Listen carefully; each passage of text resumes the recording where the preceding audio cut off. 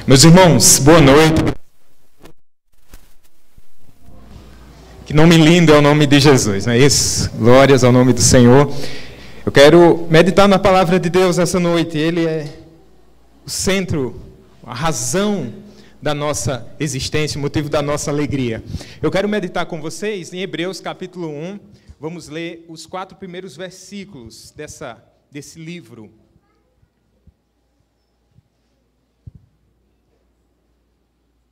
Hebreus capítulo 1, versículos do 1 ao 4.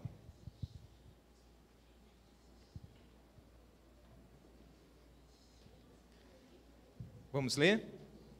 Havendo Deus outrora falado muitas vezes e de muitas maneiras aos pais pelos profetas, e nesses últimos dias nos falou pelo Filho, a quem constituiu herdeiro de todas as coisas, pelo qual também fez o universo. Ele que é o resplendor da glória e a expressão exata do seu ser, sustentando todas as coisas pela palavra do seu poder, depois de ter feito a purificação dos pecados, assentou-se à direita da majestade nas alturas, tendo se tornado tão superior aos anjos, quanto herdou mais excelente nome do que eles. Vamos orar? Bendito Deus, nós queremos render graças e louvores ao teu santo nome. E a nossa oração é que, por meio do Teu Espírito Santo, o Senhor nos revele o esplendor e a glória do Teu Filho Jesus. Amém. Lewis Newbigin, ele foi um missionário inglês que atuou na Índia durante 40 anos. 4 décadas ele passou ali. E ele atuava entre os hindus, evangelizando-os. Então, ele ia costumeiramente a um mosteiro, estudar a literatura dos monges e contrapondo à luz do Evangelho. Então, ele passou a frequentar aquele local durante algum tempo. Só que ele percebeu que lá nesse mosteiro, no saguão, havia várias fotografias de pessoas, ícones da religiosidade, pessoas importantes que marcaram a sua história por causa da sua devoção, independentemente da religião. Lewis notou que, quando era no dia 25 de dezembro, os monges, eles, de certa forma, prestavam alguma reverência, alguma adoração a uma dessas fotos que estavam lá, a imagem de Jesus. E eles se debruçavam sobre Jesus e pesquisavam um pouco sobre ele, mas logo no dia 26, o que é que acontecia? Eles procuravam outra foto, outra gravura de algum outro ícone da religiosidade. Sabe, Lewis, ele não via aquele movimento como um acrescente do evangelho entre os hindus. Pelo contrário, ele percebia que aquela era uma tentativa dos hindus de agregarem uma cooptação de Jesus pela visão do mundo deles. Jesus se tornou somente uma figura num ciclo interminável de karma. Jesus foi domesticado ou convertido aos hindus.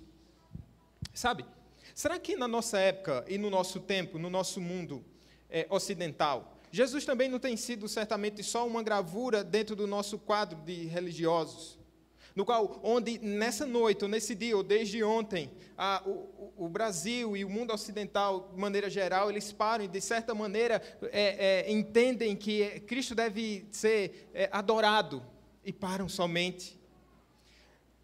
O missionário que atuou entre os indianos, ele detectou que aquela era só uma amostra de como o nosso coração pode ser sincrético e como nós desejamos misturar Jesus a outras práticas religiosas. Sabe, a carta aos Hebreus é escrita para um povo que estava passando por uma espécie de miopia espiritual. Outrora eles viam Cristo, e os hebreus, os judeus que haviam se convertido ao cristianismo, eles viam Jesus como alguém singular. Só que com o passar do tempo, essa fé ela foi esmurecendo, obviamente por causa da perseguição vigente na época. Então muitos deixavam Jesus de lado e eles estavam sendo tentados a voltar às velhas práticas, à velha religião judaica. E aí o autor de Hebreus, movido pelo Espírito Santo, escreve àquela igreja justamente para mostrar aos hebreus, para mostrar àqueles judeus que haviam se convertido, que Jesus era o maior de todos, que Jesus continuava glorioso, que Jesus é o melhor, e é recorrente essa expressão no decorrer da carta aos hebreus: Jesus, ele é o melhor, Jesus, ele é maior, e esse é o tema também da nossa cantata. E Hebreus vai nos mostrar por que Jesus é maior, como Jesus, ele é o maior. Hebreus vai nos mostrar que Jesus, ele é o maior de todos os profetas. Veja que no começo do texto que eu li para vocês, assim: havendo Deus outrora falado. O que nos chama a atenção aqui, algo extraordinário, é o fato de Deus ter falado conosco. E Deus, ele fala. Deus fala através da criação. Deus fala através da lei que ele gravou no nosso coração. Deus falou de maneira especial através dos profetas, mas a revelação mais do que especial de Deus é o Cristo bendito. Ele é a maior de todas as revelações, de modo que todos os profetas que antecederam Jesus estavam apontando, e Deus levantando os profetas para anunciarem a vinda do Salvador, mas quando chega a plenitude de tempo, como diz lá na carta aos Gálatas, Deus fala agora através do Verbo encarnado. E depois de Jesus não há outro sermão mais extraordinário. Ele é o melhor que tem, o seu Filho. Por quê? Porque ele é o próprio Deus. Essa é a maior mensagem. Tudo estava apontando e mostrando, e todos os sinais, e todos os símbolos, e todas as sombras do Antigo Testamento. Falar em Antigo Testamento, a carta aos Hebreus é uma carta assim para quem quer aprender o Antigo Testamento extraordinária, que vai falar de maneira abundante sobre esse Jesus anunciado, desenhado, apontado. E quando chega em Jesus, Deus diz: esse é o meu Filho amado. Tudo que eu vinha falando para vocês era para mostrar Cristo. Tudo que nós estamos cantando e fazendo aqui, sabe, eu ia dizer adivinhe, não. Sabe, queremos mostrar, sabe quem? Cristo Jesus. A expressão exata de Deus. João vai dizer que o Verbo se fez carne e habitou entre nós, cheio de graça e de verdade, e vimos a sua glória, glória como do unigênito do Pai. É interessante que um dos maiores profetas é Moisés, e Moisés, quando recebeu as tábuas da lei, quando ele desce do Monte Sinai, Deus vai dizer que o seu rosto assim, resplandecia da glória de Deus, mas com o passar do tempo, aquela glória esvaneceu, diminuiu.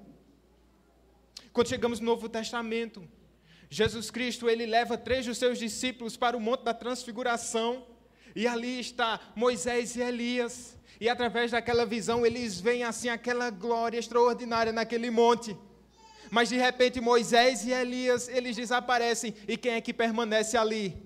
Jesus Cristo, porque ele é a glória de Deus, como que eclipsando os profetas do Antigo Testamento, a glória de Cristo continua a brilhar, porque ele é a expressão exata do ser de Deus. E essa expressão exata, no original quer dizer caráter, como um efígie numa moeda, que é um retrato fiel, um molde fiel de outra imagem. Ele é a imagem de Deus, do Deus eterno. Ele sustenta todas as coisas pela palavra do seu poder. Que coisa, que revelação extraordinária! Por meio da sua palavra, o mundo é governado por esse Deus maravilhoso, Jesus Cristo. Jesus é um maravilhoso conselheiro. Você tem a dimensão disso? Imaginemos Jesus numa manjedoura, um bebê, balbuciando palavras ininteligíveis. Agora imagine que esse bebê é o Deus eterno, que antes de haver qualquer coisa, ele diz, haja. E ele traz à existência o mundo, e o mundo dos mundos, e os bilhões de galáxias, e os trilhões de estrelas, através da palavra do seu poder. Agora imagine esse mesmo Cristo trazendo à existência a igreja. Ele disse, da mesma forma que disse, haja luz, ele disse, haja igreja, nasça igreja, e nós estamos aqui, porque o Verbo se encarnou, e ele é a palavra de Deus, e quando Deus fala, a vida. E se nessa noite você ouvir a palavra de Deus, do Deus encarnado, não endureça o seu coração, mas se prostre diante desse Deus vivo e poderoso, porque Ele é o maior de todos os profetas, Ele é a maior das profecias, Ele é o cumprimento das profecias. Quem é esse? Ele é o maior de todos, irmãos, Ele é o Cristo bendito, Ele é o Deus eterno.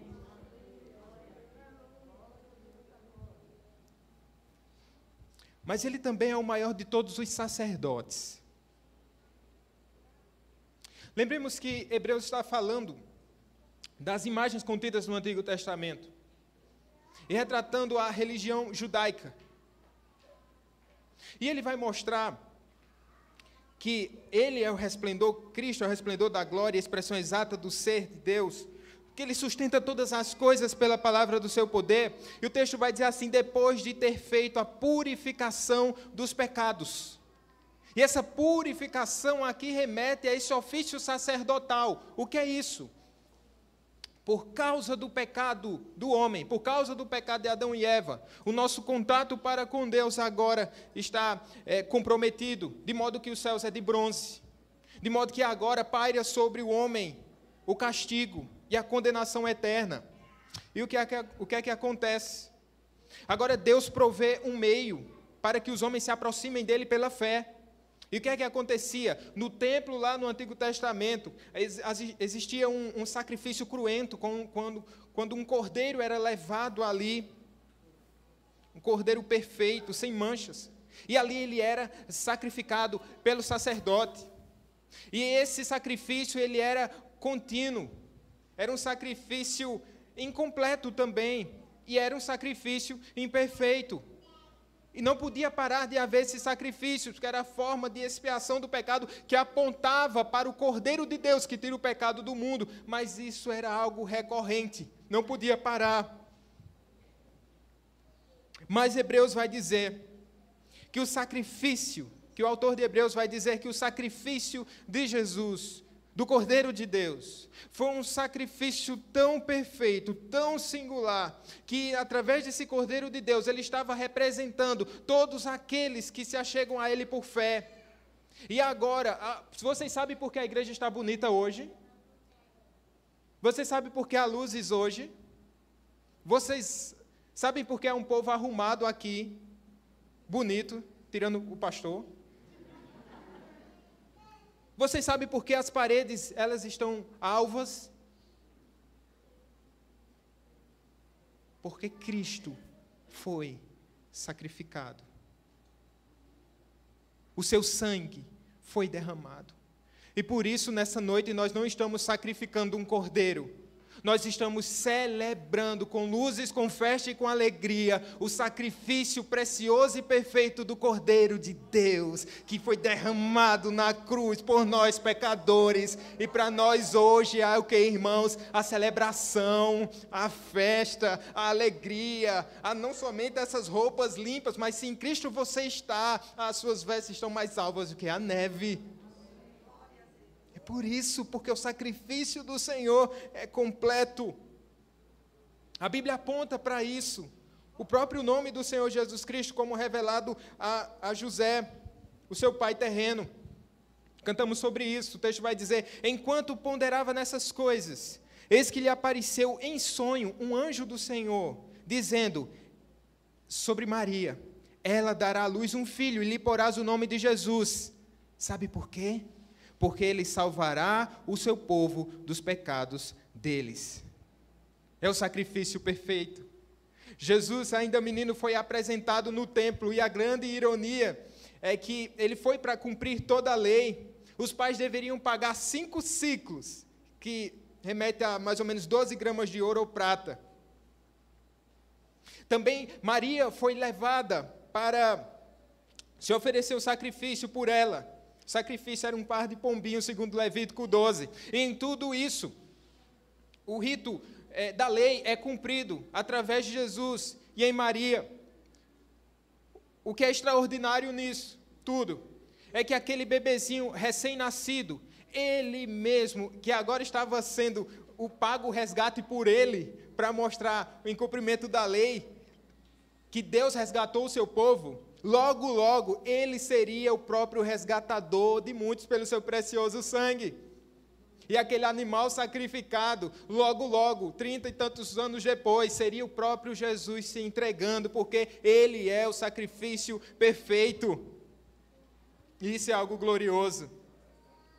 Se Cristo é o nosso sumo sacerdote, nós podemos ter certeza da redenção. Devemos confiar em seu sacrifício feito uma vez por todas para a nossa redenção.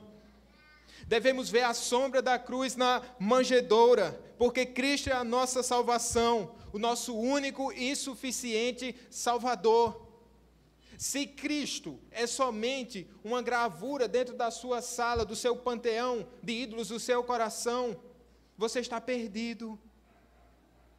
Mas se Cristo for o seu Senhor e Salvador, se você crê que o seu sangue vertido na cruz foi para redimir um pobre pecador, e se você se enquadra nessa condição de pecador, você pode desfrutar de gloriosa redenção. Você pode confiar na salvação no Senhor Jesus Cristo. Porque Ele é o maior de todos os profetas, Ele é o maior de todos os sacerdotes, e o texto vai dizer que depois de haver feito o seu trabalho, Ele descansa, Ele se assenta. Vocês sabiam que no templo, no Antigo Testamento, não havia cadeira? De modo que o sacerdote devia estar sempre trabalhando ali, mas Jesus, ele oferece o seu sacrifício e agora ele está sentado à destra do Pai, na majestade, nas alturas. Por quê? Porque ele pode descansar. Se ele pode descansar, se você descansa no sacrifício dele, por fé, a salvação para você, a salvação para nós. E na verdade nós só estamos sentados aqui, tirando o pregador, é porque Cristo já fez tudo. E o nosso trabalho hoje é descansar nele. E quando nos levantamos é para oferecer sacrifícios como oferta de adoração, ainda que imperfeito. Eu resisto e demoro a perceber a imperfeição nesse coral. Mas deve haver alguma imperfeição se os anjos estiverem ouvindo, ele pode ver que alguém subtonou. Mas o nosso sacrifício, irmãos, é agradável. O sacrifício de vocês é agradável, irmãos, porque Cristo já pagou o preço. Isso é glorioso para nós.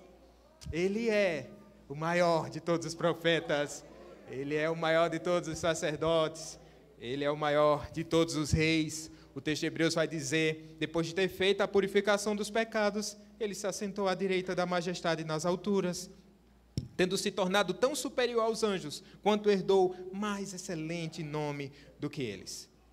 O fato é que Jesus ele sempre foi rei, o rei anunciado também, o rei aguardado por Israel. A profecia de Isaías 9 vai nos dizer, porque um menino nos nasceu, um filho se nos deu, o governo está sobre os seus ombros. O seu nome será maravilhoso conselheiro, Deus forte, Pai da eternidade, príncipe da paz, para que se aumente o seu governo. Veja, ele já é governador do universo, mas para que se aumente o seu governo e venha paz sem fim sobre o trono de Davi, sobre o seu reino, para o estabelecer e o firmar mediante o juízo e a justiça, desde agora e para sempre. Essa é a profecia acerca do reinado do Messias, e ele vem quando na sua encarnação. O fato é que esse rei trocou seu palácio real por uma estrebaria. Posso ser sincero?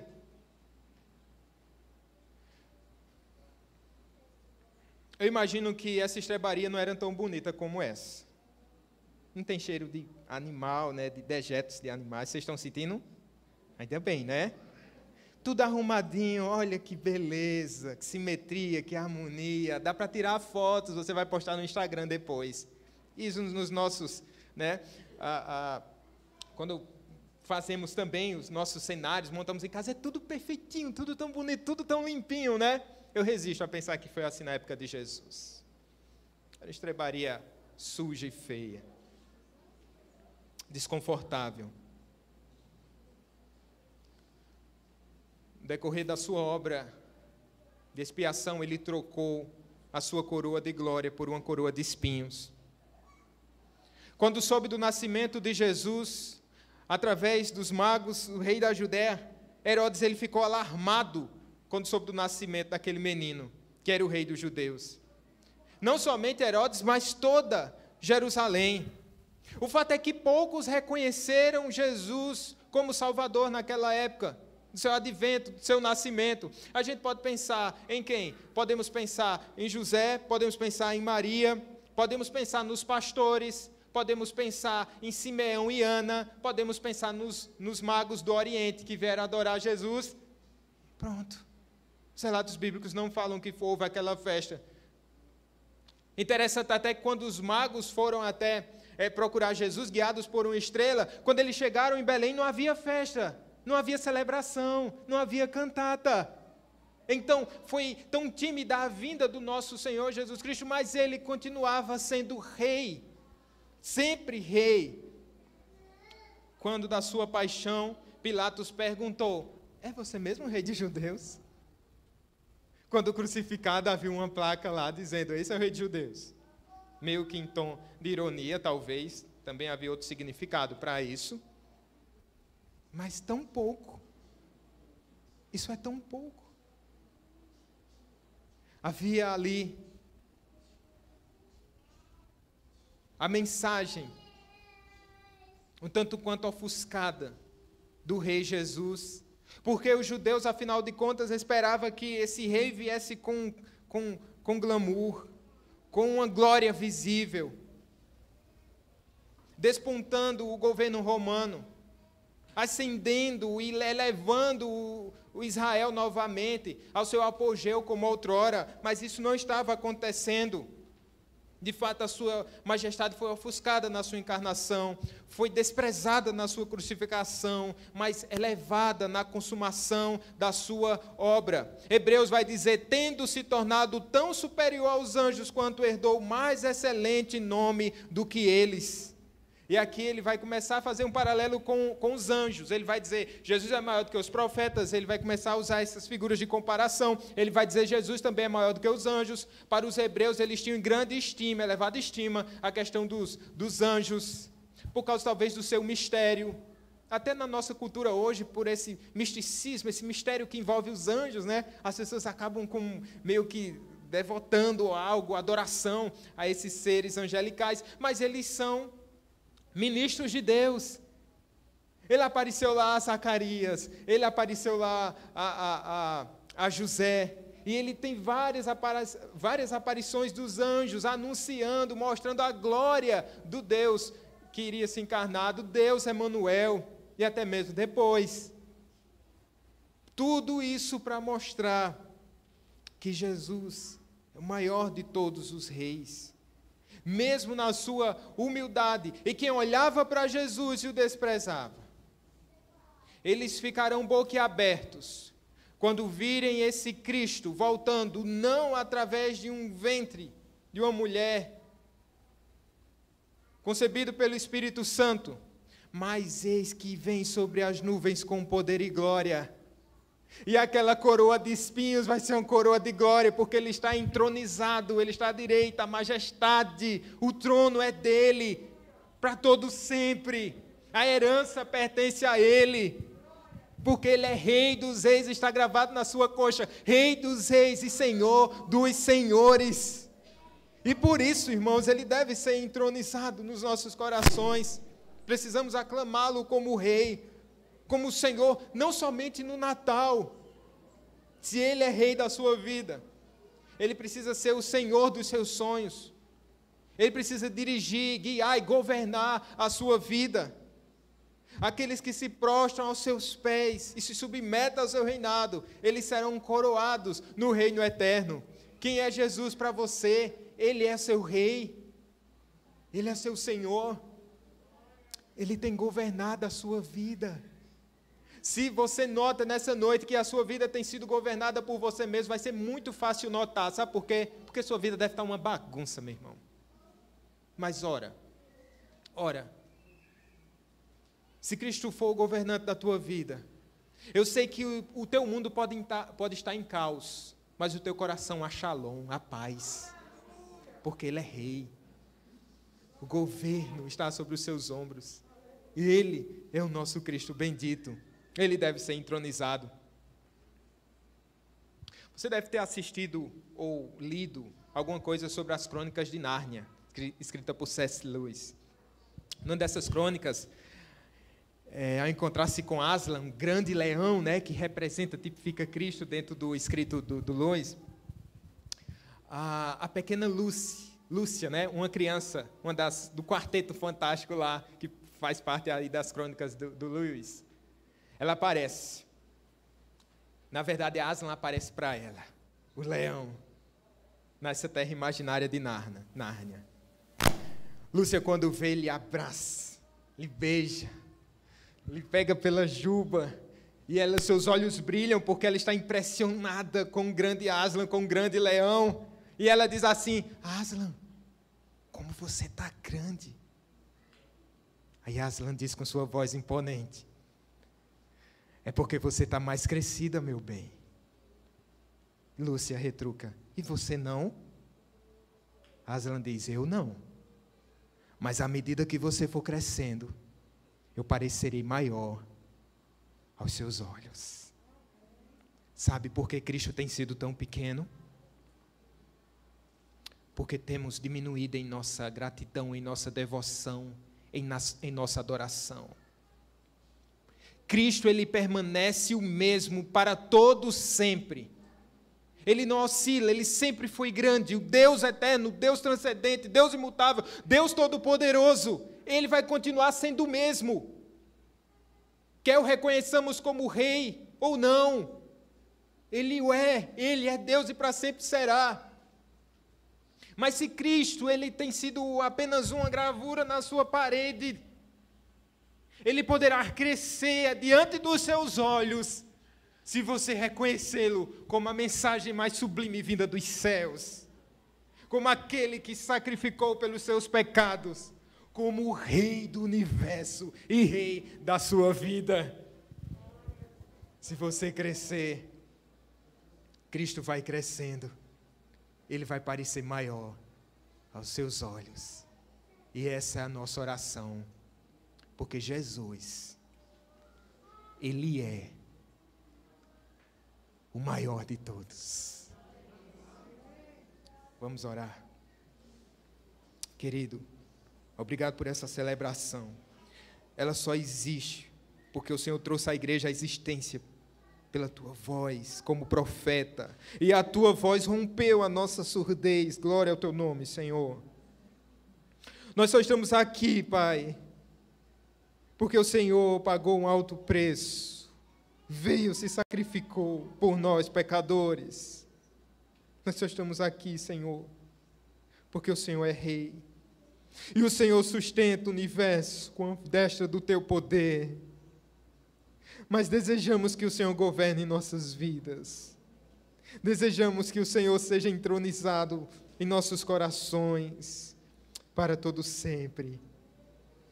Queremos diminuir, Senhor, Deus amado, e queremos crescer na tua presença. Somente isso. O Senhor é o melhor, o maior, o mais sublime, digno, eterno, bendito, exaltado. Louvamos o teu nome, Senhor. Amém.